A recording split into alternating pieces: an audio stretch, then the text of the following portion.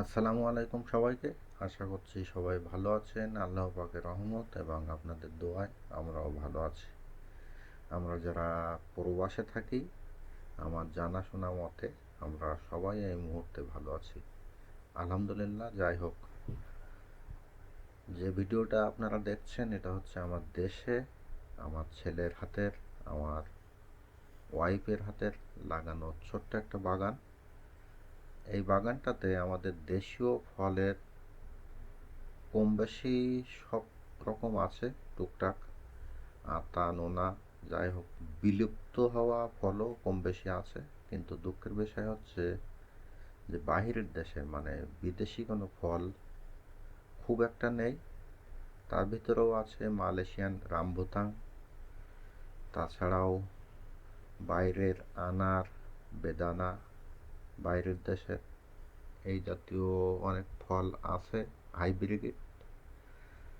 কিন্তু আমার সবচাইতে বড় শখ যে আমি কয়েকটা সৌদি খেজুরের গাছ লাগাবো, এটা আমার ইচ্ছা বা শখ। টুকটাক অনলাইনে দেখে যোগাযোগ করি, কিন্তু সেইভাবে এখনো পর্যন্ত ব্যাডে বলে হয়নি।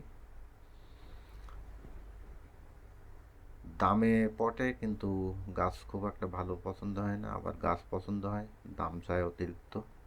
তা সেই হিসাবে দেশে থাকা যারা আমার এই ভিডিওগুলো দেখেন, খেজুর গাছ সম্বন্ধে যাদের আইডিয়া আছে, সৌদি খেজুর গাছ সম্বন্ধে যাদের জানাশোনা আছে, যদি কম বেশি একটু তথ্য দেন, আমার শখটা হয়তো ইনশাল্লাহ আল্লাহর রহমতে আপনাদের সহযোগিতায় পূরণ করতে পারবো। তো আমার খুবই ইচ্ছা যে আমি 10টা সৌদি খেজুর গাছ লাগাবো এই বাগানের ভিতরে। দেশীয় খেজুর গাছ আলহামদুলিল্লাহ পর্যাপ্ত পরিমাণ, দেশীয় ফল সব কিছুই আছে। কিন্তু আমার ইচ্ছে বা শখ হচ্ছে সৌদি খেজুর গাছ লাগানোর। তা সেই হিসাবে সবার কাছে অনুরোধ থাকবে, যদি জানাশোনা থাকে, ভালো বিশ্বস্ত নার্সারি থাকে, একটু আইডিয়া দেবেন। দিলে আমার দিক দিয়ে একটু উপকৃত হব। এটা হচ্ছে আমার ছেলের লাগানো বাগান।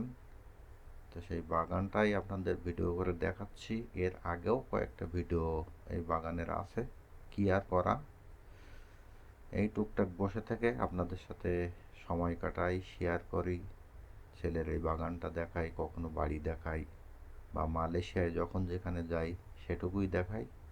এভাবেই কাটে আমার সময়টা, আপনাদের সাথে শেয়ার করে, আপনাদের পরামর্শ নিয়ে।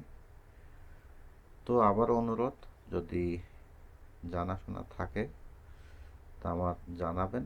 বিশ্বস্ত নার্সারি বা ভালো জানাশোনা খেজুর গাছ যারা বেচে, সৌদি খেজুর গাছ, জানালে আমার ইচ্ছাটা আমি পূরণ করতে পারবো।